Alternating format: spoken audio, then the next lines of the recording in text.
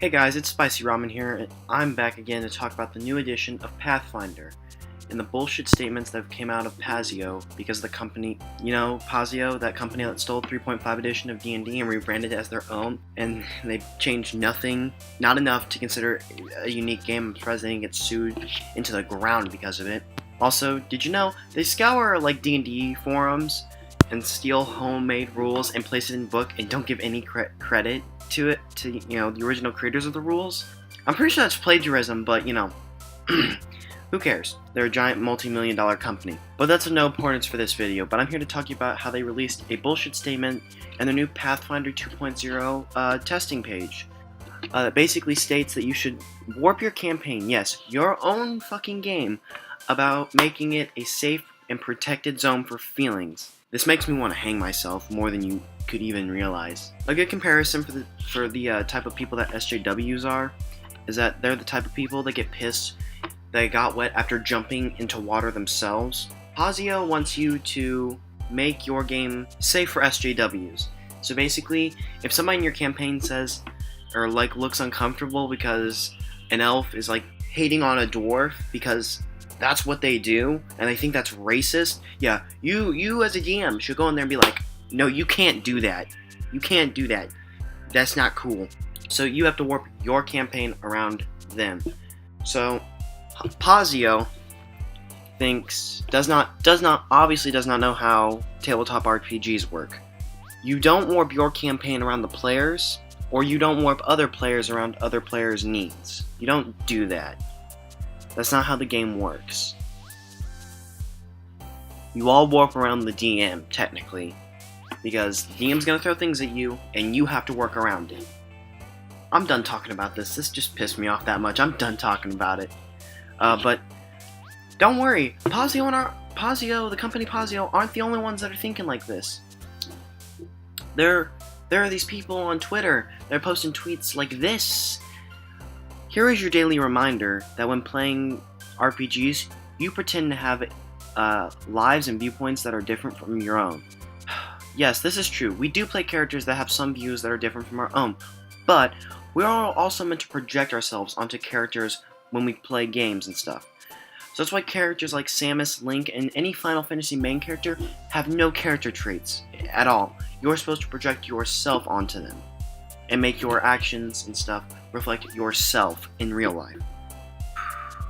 Also, I want to put this little excerpt in here. Also, the feminists and stuff complain how there's not enough women in gaming, but there's been the badass Samus since the 80s. Just wanted to throw that in there. Okay, here I'm gonna continue now. We are meant to put ourselves into worlds where the circumstances are much different to our own, and then act accordingly. That's part of the fun of playing tabletop RPGs. So, when I'm an elf and I walk into a dwarf city, and that elf is supposed to be like me, I'm gonna start making jokes about them, about dwarves and stuff that are kind of offensive. But that doesn't mean I hate all dwarves. Or, I don't know where I was going with this point. This kind of feels retarded now. Let's continue with the tweet though. What better way to improve the experience than to embrace and listen to players with lives and experiences that are different than your own? Okay, first, you have to listen to the other players. That's part of the social aspect of a tabletop RPG. You have to listen to the other players and act accordingly. You don't just be like, well, I'm the paladin, I don't care what the rest of you have. Or, what the rest of you are. You're here to warp to my needs. That's not how tabletop RPGs work. Wow.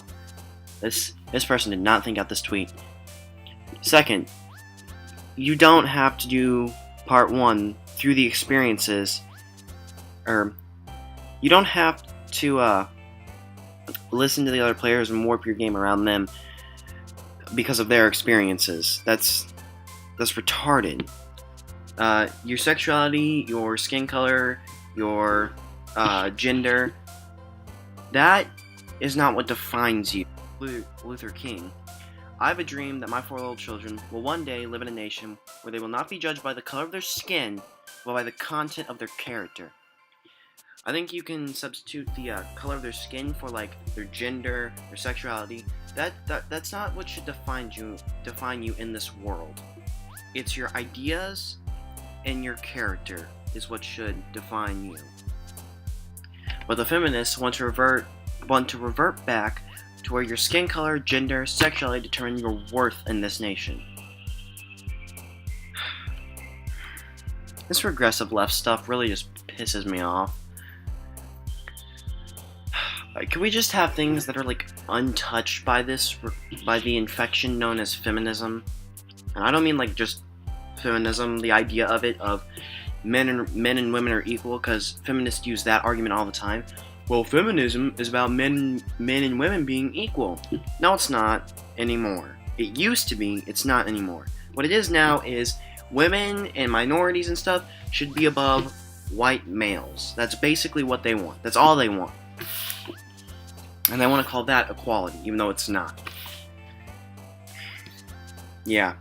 So, basically, all the bastions for men to have fun, usually. I'm not saying women don't do these things, but, you know, things like Magic the Gathering, D&D, Warhammer, video games, yeah, these are all things that have been infected by feminism.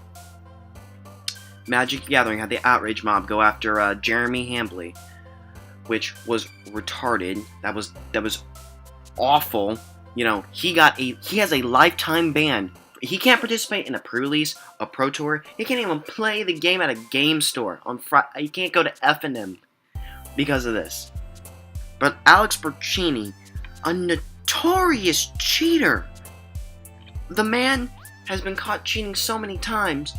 You have people saying that he should be lifetime banned, which I totally agree with. The man won the Power 9 cards. Those are the cards that are worth the most money in the entirety of the game. And he got those because he cheated in a tournament. It's bullshit. Gah! Yeah. D&D.